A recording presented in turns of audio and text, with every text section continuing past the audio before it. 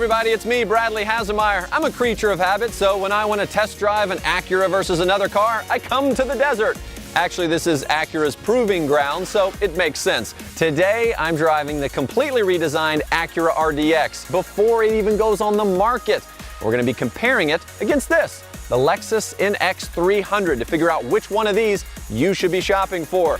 Ready? Let's go. Now, of course, when it comes to my car, I want it to look good. And when it comes to this Lexus NX300, I like the proportions. The front, of course, has that classic Lexus styling. Love it or hate it, that's what they're doing these days.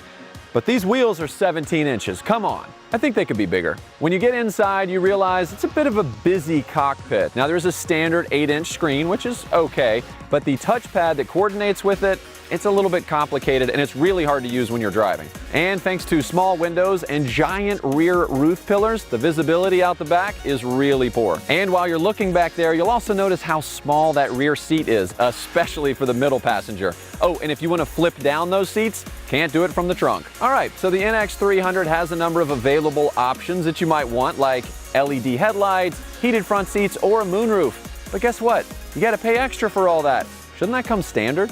All right, so now this is what I'm talking about. Even just walking up to the car, you get this sense of power and excitement. Take a look at these lines, huh? One of my favorite things to note here is the character line. It's essentially the line that runs from the diamond pentagon grille all the way down the side to the back and ends in those dragon tail taillights. If you drive a car with a dragon tail taillight, your day's automatically going to be better. Another design feature that Acura did is they increased the wheelbase. And what this does is give you a more comfortable ride, gives you more interior space, and gives it a more overall powerful stance. Win, win, win all around. And that's just on the outside. Let's go in the car. Welcome to the lifestyles of the rich and famous inside here, baby. Yeah, look at this interior, huh? It's like you're in first class. You got this leather-wrapped sports steering wheel with paddle shifters. Boom, boom, boom, boom. So much power just in my hands. And look up, it's a bird, it's a plane. No, it's a giant panoramic moonroof, which comes standard, by the way. All this is based on Acura's precision cockpit, and I think it feels like first class. Of course, I don't really know what first class feels like because they flew me coach. Yeah, you did. But I'm okay about that. One of the things I really love about this new interior is this 10.2-inch display. It's sharp, it's crisp, and it works with what I call the brilliant True Touchpad interface. No hashtag fake news, only True Touch here. Whatever you touch on the touchpad corresponds to the screen. There's no mouse, there's no buttons, there's no fumbling around, there's no reaching over here while you're trying to look at the nav and look. No. It's nice, it's clean, it's simple, and I don't know why anyone else has never done this before. And when it comes to audio, you've got premium speakers mounted high on the doors and available speakers mounted in the ceiling. Yes, that means you're getting a front to back, side to side, and top to bottom audio experience. If the words floating center console sound like a Zen meditation to you, well, that's good, because this beautiful area here brings you much peace and storage in the middle, in the back, underneath, plus 2 USB ports. Thank you, Acura. Let's just pause for a second and take a minute to reflect on the beauty that is this front seat. It's rich Milano leather, perforated so it's ventilated. That also means it can be heated. This thing can be adjusted up to 16 different ways. It's super comfortable, which is great for long road trips or just gazing at the moon through the moon roof. Of course, the people sitting in the front of the car have great leg room. Almost everyone offers that, but a lot of the competitors cram your friends in the back, especially your least favorite friend. You know what I'm talking about, middle seat. Yeah, middle seat Sammy is not happy in the other competitors' cars. But here, with no raised floor, he's thrilled. Oh, and also there's 2 more USB charging ports back there. You don't have to talk to your kids, plug them in. And this is an SUV, of course, so let's talk cargo. Back here, cargo is top notch. Check this out. Convenient underfloor storage, yes, perfect for hiding all of those things that you don't want seen. And unique to this segment, ta-da, even more underfloor storage. Now, let's say you've got something large that you need to put back here. That's fine. Just pull these handles. Boom. All seats fold flat. Now it's time to find out which one of these two has racing in its DNA. Oh, there we go. That's what I'm talking about. That's all thanks to the 2-liter turbo in this RDX. It delivers a surprisingly large amount of power and torque.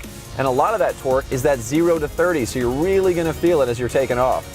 I really love how this cockpit's been designed around the driver. I've got this great steering wheel with paddle shifters right here, and if you want even more control, you can click through your different drive modes on the fly to help you connect better with the road.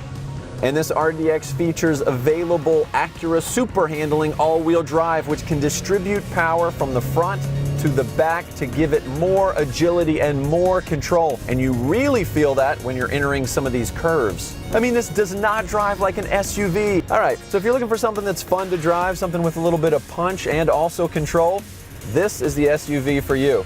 You know, Acura obviously didn't hold back one bit with this new RDX.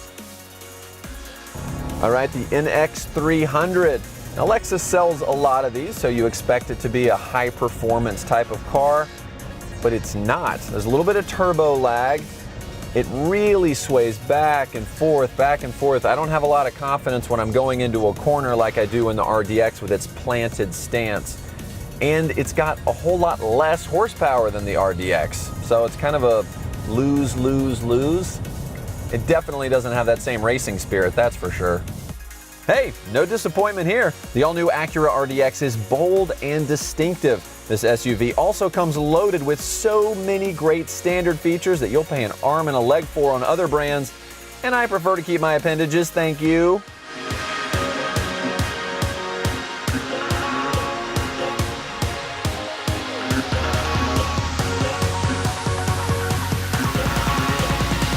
All right, so there you go, the end of our day and the end of our time with the Lexus NX300. And I gotta say, I like the aggressive sport styling, but unfortunately that didn't translate into how it drove. Clearly, the performance winner is the RDX, and this thing really stands out, and this is why it deserves to be on your list. Plus, it comes loaded with all kinds of standard features like Acura Watch driver assistance technologies. We didn't even have time to talk about those, but now it's your turn. Head to Acura.com, make your own comparison. I gotta take off, I've got another job. I'm a land surveyor. All right, Bradley out, see you next time. It looks huge!